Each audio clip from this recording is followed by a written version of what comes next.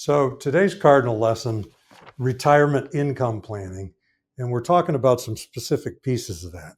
I mean, we're in this business, Tom and I are, and this is obviously income in retirement is one of the seven worries that we put into our financial plans. And you're in for a real treat today because we have a guest, Wade Pfau, and Wade is one of the people that Tom and I study under. I mean, we listen to him, we read his books, we go to his seminars, and we learn about him. And so I really want to bring Tom on first, and I want Tom to share why are we bringing Wade on today? What's the purpose of this video, Tom? Yeah, I mean, in our business, we do a lot of planning for retirement. So we're meeting people, we're meeting you right as you're retiring, and you're making a transition from the accumulation stage of life. So think of when you're working and you're younger, your whole goal is saving, investing well, having the accounts grow to get to retirement. The problem is that's been the main focus, right? You don't have a plan of how to pull money out in the most efficient way. And so a lot of what we're doing when we're meeting you is coming up with a plan of how to create that income in retirement. Where are we pulling the money from? What tools we're using to do that? And it does take a different switch from a mindset standpoint, from a accumulation phase and really just focusing on the growth of the assets to now how much income can we create out of those assets becomes the more the focus. And so Wade has done a lot of research on this. He has 4 books out. We'll get into his resume in a second. But again, it's someone that we look to, we study under. It's not just Hans and I just sitting up and coming up with some of this stuff. It's based and backed by data and research that goes into how we build out these plans. And so let me bring up the show notes real quick. And so we have these at the link below our video. They're also on our website at Cardinal Guide. Today, again, it's just the board. There's no other extra notes here. But again, I think you're going to really benefit a lot from listening to Wade talk through this, him give you a little bit of a story, and really just give you an insight of how we go about thinking of how to build out the retirement income a piece of the plan here. So let me turn it back to Hans. He'll introduce Wade, and then we'll go from here. Yeah, so I want to introduce you to you, Wade Pfau, PhD, and he has a PhD in economics from Princeton. He's a CFA, he's an RICP. Those are acronyms for professional designations. He's a professor of retirement income at the American College. He's an author of 4 books on retirement and over 60 peer-reviewed articles. So I want to introduce you, Wade Pfau. Hey, Hans, great to be here. Yeah. So, Wade, I just want to start off before we get into some of the research and what we're going to teach them. How did you land here in the retirement planning business with a couple of CFPs that sell insurance? In 2025, you're one of the people that we really look up to and listen to a lot. But how did you end up here with a PhD in economics from Princeton? Well, it's really kind of fortunate in that regard. Financial planning does now have PhD programs, but I think the first one began in 2000 after I'd already started in grad school. I just got lucky with economics. My dissertation was about Social Security reform. In the early 2000s, there was a push to carve out part of Social Security into personal retirement accounts and to make them more like a 401k plan. And as I just tested how those might perform, it really got into this issue of investing in insurance. Social Security benefits are insurance, the providing for that income, protecting against some of the risks that we'll be talking about in retirement, and to just see how investments and insurance interact. And I was able to use those skills to really build a career around testing different retirement strategies, looking for efficiencies, how to get the most out of assets. And that all began just with that introduction to the potential to carve out part of Social Security. That's great. And I know Tom has a question for you to get started here about your research. Yeah, so I mean, I got a couple. One question being, so when you were doing your dissertation, because it is something that's often talked about. It's like, oh, I could do better with Social Security if they just gave me that money. And that might be true or it might not. But I'm curious, is when you were going through your dissertation, what was your sort of conclusion off of that specifically? My conclusion was more nuanced, that it wouldn't be the worst thing in the world, but it wouldn't be the best thing in the world either. And so from political consideration, there's not much you can do with that because advocates of carving out the personal account, so they would tend to talk about how the stock market's going to easily outperform and give people bigger benefits ultimately. opponents of it would really focus on, no, this is one of the few sources of risk pooling individuals have left without going to commercial annuity markets. We got to make sure they at least have something. We don't want to take that away as well. Now, in hindsight, the financial crisis happened in 2008. So had those reforms passed, they quickly died in Congress in 2005. But had they passed, people would have started to build up their personal retirement accounts and then seen the 40% drops in the stock market of 2008. That probably would not have gone over well had those reforms passed. And that really speaks to the issue that with investments, there's the potential for growth, but there's also risk and volatility. And there's important issues related to the timing of retirement and hoping you don't retire at a time just before there's a significant market downturn. Yeah, I mean, and I think if I remember right when we talked prior to the show, I think in your research, it wasn't even getting into the behavioral aspect of things either. It was more just looking at the pure data. And so, one thing that Hans and I can speak to a little bit is just from a behavioral standpoint. There is a chance if we set up these accounts and you put money there, you might not have anything because when we watch people, and not everybody, right? A lot of people watching this channel maybe have been good savers, they've been disciplined, but certainly across the whole population, that's not necessarily the case. And I think a risk, and again, this is me going off script here a little bit, but I think there's also a risk that people just would take the money out because it'd be available. They might need it for emergencies or whatever the situation is. And then you could wake up one day and not have anything there. So again, Hans and I are big proponents of Social Security. I think it serves as the base level of income for a lot of the retirement plans we do. But again, there's other ways to go about that. But I think that leads into kind of we have down at the bottom of the board here some of these main risks that we're focused on in retirement. You sort of mentioned this a little bit, but could you talk a little bit more about sort of sequence of returns risk and really what does that mean and how does that impact potentially the early years in retirement? Again, if you have poor timing, if you will, um, based off market performance and things like that. Right. So sequence of returns risk, it's about the order of market returns. And it's like you might go into retirement thinking, well, I'm hopefully going to be retired for 30 years. I think the stock market should do fine on average over the next 30 years. But the problem is when you're spending from your assets, the order of returns matters. And if the stock market goes down and later goes back up, maybe the average market return was fine over those 30 years, but retirees don't get to enjoy the subsequent recovery because if they're selling from their assets to meet expenses in years when the markets are going down in their early retirement period, they're digging a hole for their portfolio that even though the overall market may recover, their portfolio doesn't recover. And they're on a trajectory towards spending significantly less than would have been implied had they just been able to say, okay, on average, my portfolio would grow at this amount over the next 30 years.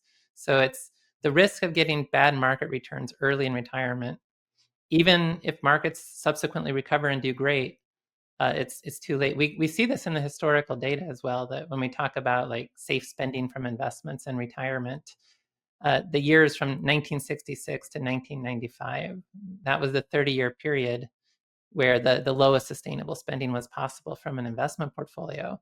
But if you look at that 30 years, after 1982, markets do incredibly well. And it really pull up the average market return over those 30-year periods. But those people who hypothetically would have retired in 1966, by 1982, it's too late. Even though markets do great, it's too late for them to recover. They were on that trajectory towards the worst case in U.S. history about how much they could have spent from their investments.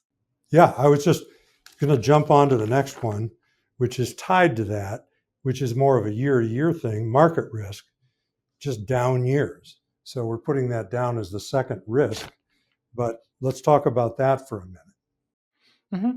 And that's just the general idea of market volatility, that markets go up and they go down, and even beyond the sequence of returns risk, well, you might be retiring in a period where just markets are stagnating for a while. If it's a lost decade and there's no market growth, even if there isn't necessarily a significant downturn, that can also be problematic towards really, if you're like a lot of retirement planning in the pre-retirement phase, it's kind of this notion that every 10 years your investments will double. It's if you assume a 7% rate of return, your investments double in 10 years.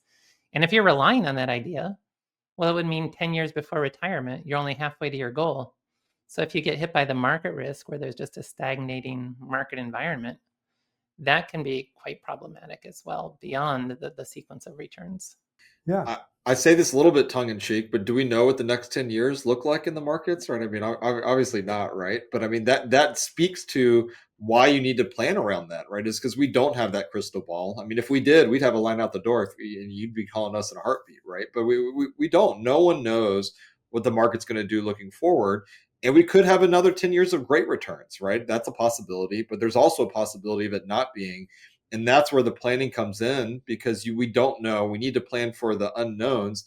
And a lot of times we're talking about using things, we'll get to sort of the solutions here in a second, but taking some of the portfolio off the table, out of the market risk, and get into something that has more guarantees, has stuff that you can rely on. And that's going to be likely a more comfortable retirement.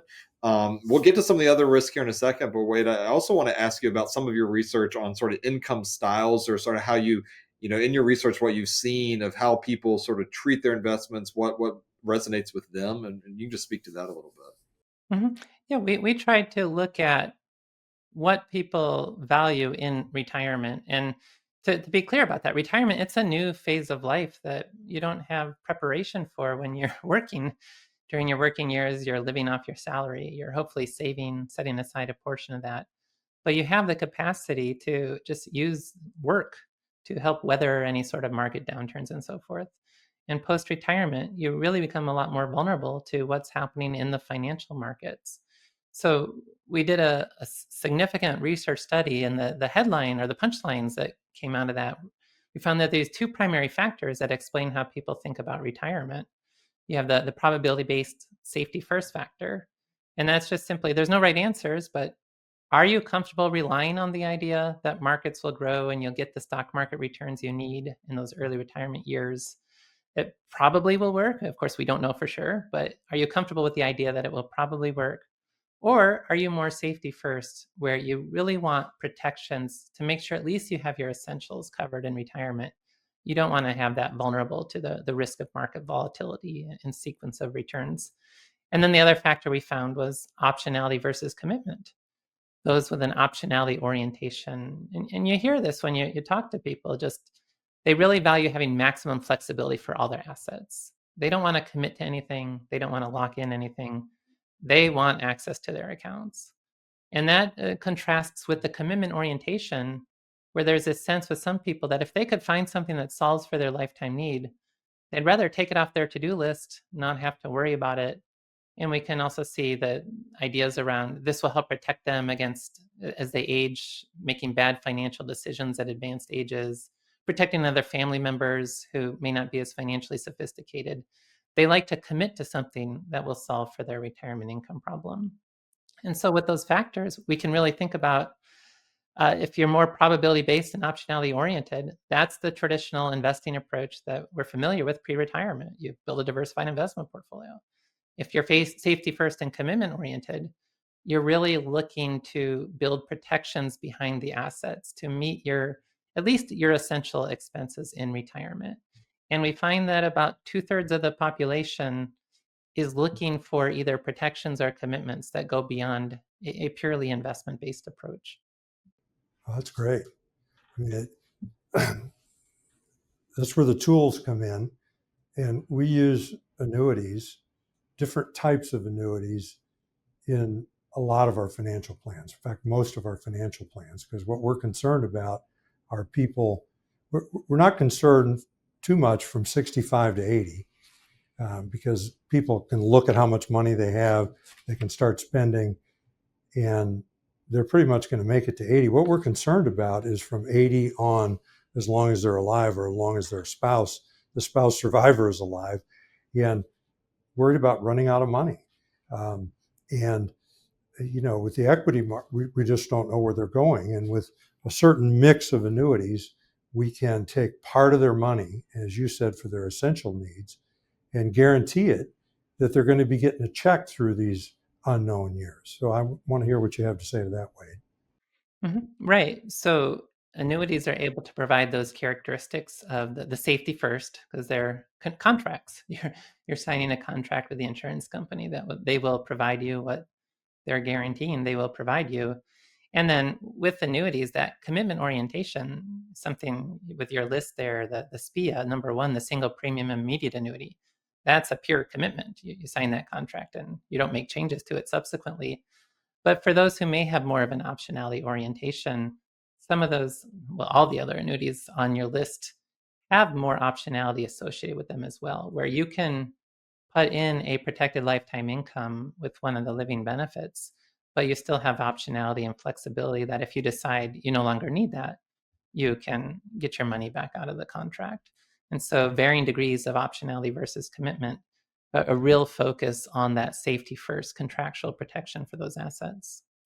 And I think one of the things, and this gets to sort of this next risk on the board, that it can help solve for is the longevity risk, right? I mean, so again, I'll let Wade talk about that in a second, but longevity risk essentially is just, living too long and running out of money, right? That's really what the risk is, and annuities can help solve that. So Wade, why don't you talk a little bit about, again, you can redefine longevity risk if you want to add anything to my definition, but also just talk about how annuities can help solve for some of that as well.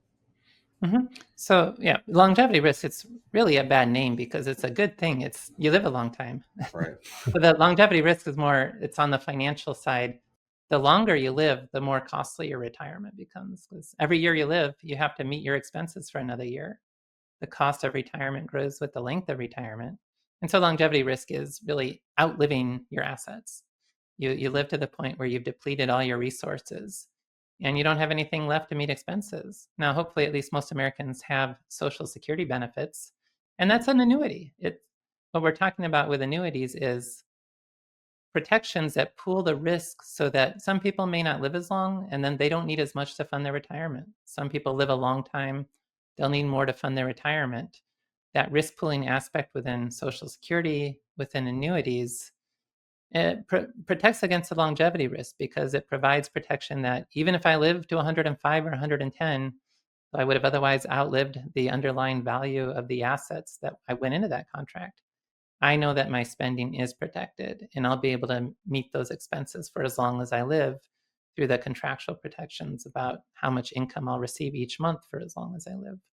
Speaking on that one thing, and there's research out there that shows this, and Wade, you might be able to quote some of this, but a lot of times people might underestimate how long they're going to live, right? I mean, if we just think through the advancements in medical technology, people have more information, they're taking care of themselves, we have better medications, and they might look to their parents, say, "Oh, my dad or mom, they lived to 80, so I'll probably be dead by 80." But that might not be the case, right? I mean, I think we need to account for the fact that people are living longer, and you need to address that. I mean, do you know of any researchers can speak to that at all? Yeah, well, one thing, thinking about parents, so there's estimates that every 10 years or so, longevity at more advanced ages is improving by about 3 years. So just on average, you can expect to live quite a bit longer than your parents, just on statistical averages.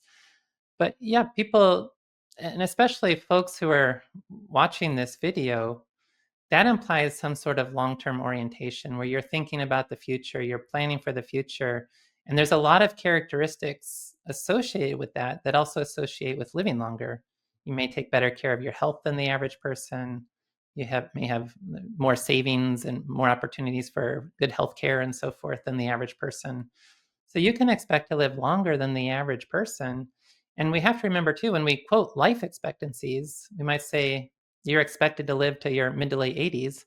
Well, what that really means is half the population will live beyond their mid to late 80s, and the other half won't make it to their mid to late 80s.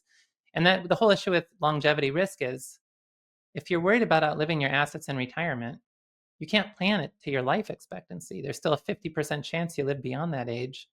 Whether you're instead planning to 90, 95, 100, depends on how worried you are about this. With insurance, you don't have to change the amount you spend because that's based on the actuaries doing the calculations about how long their customers will live.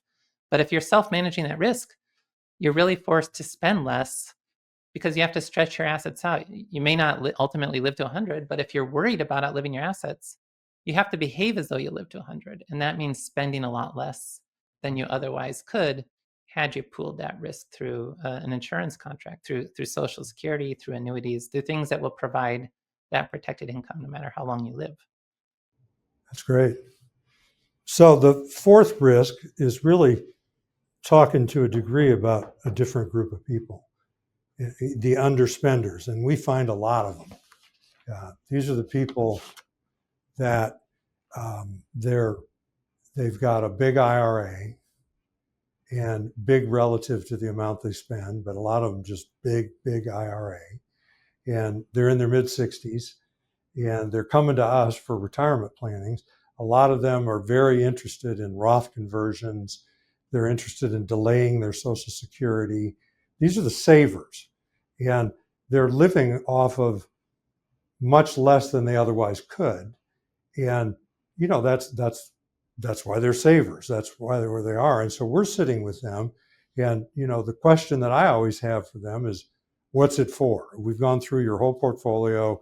We're looking at this much in the IRA. You have a few $1 million in your IRA. You've got another almost $1 million set aside, and you're living off of this amount of income, and all this stuff is compounding. So what's it for? What are all these assets for? And so, we just want to talk about underspending risk, and there's a whole group of people that fall into this. So I wanted to hear your comments on that, Wade. Yeah, and there's something in the research literature about the retirement consumption puzzle, which is just that people who do have money, it seems like they really underspend relative to what they could be doing. Part of that, I think, is the longevity risk idea that they're worried about outliving their assets. They don't really know how much they can spend, and they feel like they need to have it all set aside in case they live to a really advanced age. Another part of it, I think, is more of a healthcare or long-term care kind of conversation about they recognize that they may face significant long-term care expenses. And again, they don't really know how to quantify that. And so they really feel like, well, I can't spend my money. I have to save it for that kind of rainy day situation. And so they just underspend relative to what they could. Now, for people who are worried about outliving their money, that's where there's a really strong case for thinking about annuities as part of the conversation, because it really provides you a license to spend. The insurance company can pay you as though you'll live to your life expectancy. And you know that should you live a lot longer than that, you'll have that license to continue to spending. You don't have to worry about outliving those assets. And I think that can help get over some of those concerns of, I can't spend my money because I'm worried I'm going to run out of it. When you know you have those protections in place, I think that's a characteristic of those who have that safety first and commitment orientation. They really value having spending that they know they can't outlive. It's kind of like replacing a paycheck from work. They continue to receive that and know they can spend it. And it solves the problem of if they have a big pot of assets in their 401k or IRA accounts, they just don't really know how they can spend that down in a manner that's sustainable. Yeah, I mean, we see it all the time. I mean, we could do a whole nother video where we just give example after example of people who they come in, they sit across from us, we're looking at everything, and objectively, they're going to be fine, right? I mean, it's easy from a planning standpoint. As we look at everything, they're spending well less than what they could support. It's like, yeah, there's no chance you're ever going to run out. And so then the natural next question is, okay, we're going to have money left. Who do we want to leave it to? What kind of legacy are we wanting to leave? And interestingly, and a little bit puzzling, a lot of these same people are the ones saying, "Oh, I don't really care to leave a whole lot to my kids." And so we have this dynamic of like they've been great savers, they're spending well within their means, but they have no desire to leave a big amount of money to their kids or the whoever those beneficiaries are. And it's like there's some mismatch here, right? They clearly want to enjoy this, but they don't know how to spend it, right? I mean, and a lot of that is they've just gotten accustomed to saving. We've never touched the account. That's always been for the future.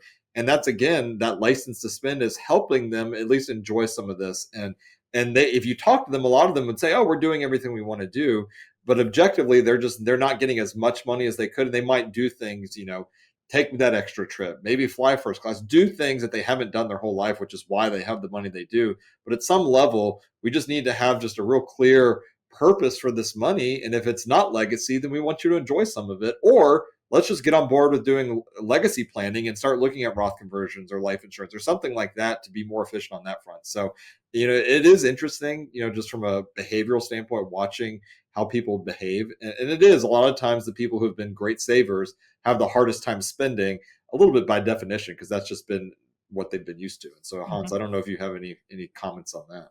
Yeah, I mean, I find it puzzling. It's almost like, the IRA account, which was a 401k, or maybe it's still a 401k, is just kind of an end in and of itself. They've just watched it grow and grow and grow and grow, and they don't want to take anything out of it, and they sure don't want to pay any taxes on it until they have to.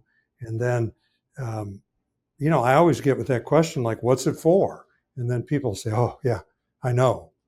Well, what do you know? I mean, what is it for? And they haven't really thought through it. And the benefits that I see, and I've done a lot of this in my own financial planning because my wife and I could fit into the same boat, is those annuities are going to send both of us a check every month. I'm probably going to go first. She's going to be getting a check every month. And the thing about this month's check, let's just say it's $10,000. There's going to be another one in 30 days, and you don't need to save any of it because you're going to get another 10,000 in 30 days. So you got 30 days how to spend $10,000, and it's really not a bad position to put people like us in, because we're your classic underspenders, and she's probably going to get some enjoyment out of just, okay, so this is money to spend because you're going to get a check every month, and those things are going to keep coming in until she's gone. And that gives me a lot of joy. So I think what we can do at this point is go over, what we do with these videos and what we do with our practice, which is talking about all 7 worries. And those are the check boxes up and down the side of the board. And I'd like to bring Wade and Tom back on. And I'd like you to comment, because this is usually the summary part of the deal. But we talked today about Social Security. We even started talking about that. And it's a big function of retirement income. I mean, it's just, we just put it there, and then it has inflation. And I don't know if you have anything more you want to add about Social Security, either one of you. But we talked about that. Now, Medicare and healthcare planning, we didn't talk about that too much today, but it is one of those things. You're still going to be need to pay Part B premiums, IRMA, healthcare expenses that aren't covered by Medicare. And so it's going to be a factor for the rest of your life. And we make it a big part of our practice. We even sell Medicare insurance just because we don't want people to go elsewhere when we're doing this whole comprehensive planning. So, do you have anything to add about Medicare, either one of you? Just the book you're holding, the Retirement Planning Guidebook. I try to make that the most comprehensive book out there on retirement. So it has chapters on all these topics too. Yeah, it does. So I'm not trying to put you on the spot with any. You can be looking ahead of me and just jump in. Long-term care is a huge part of our practice.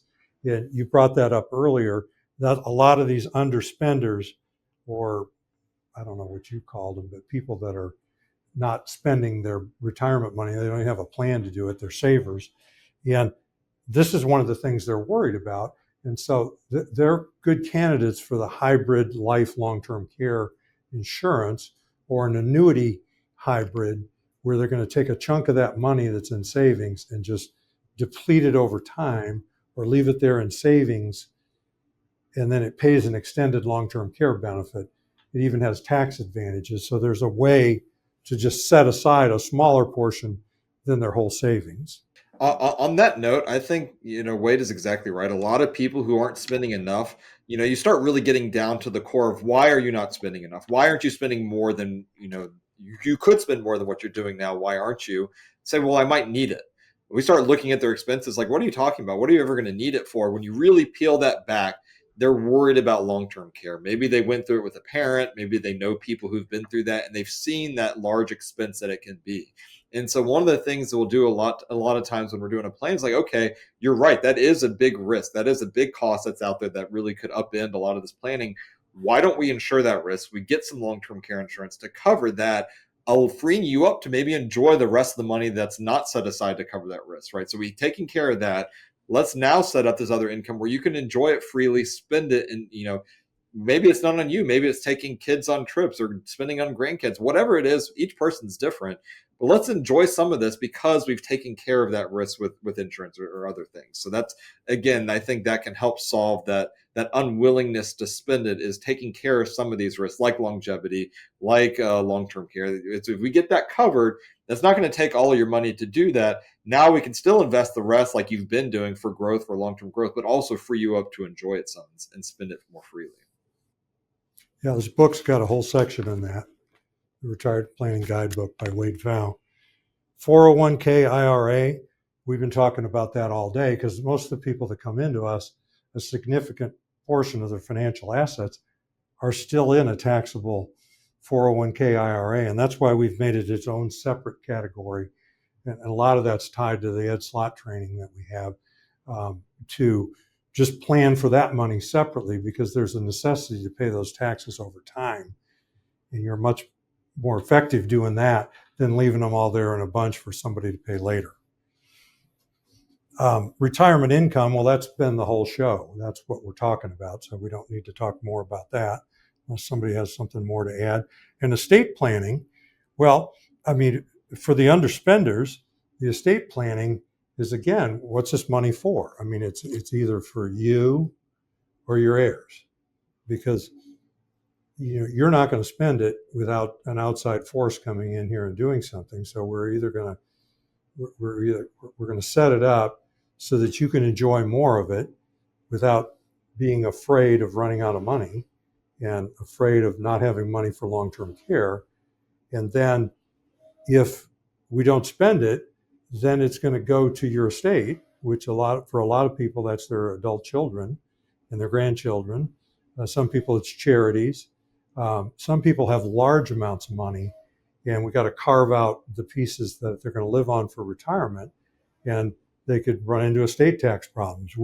In our financial planning, we deal with all of that as well. So in every financial plan that we do, there's an estate planning piece of it, and the estate plan is really tailored to your wishes, because first we got to find out, like, what's it for? What's this money for?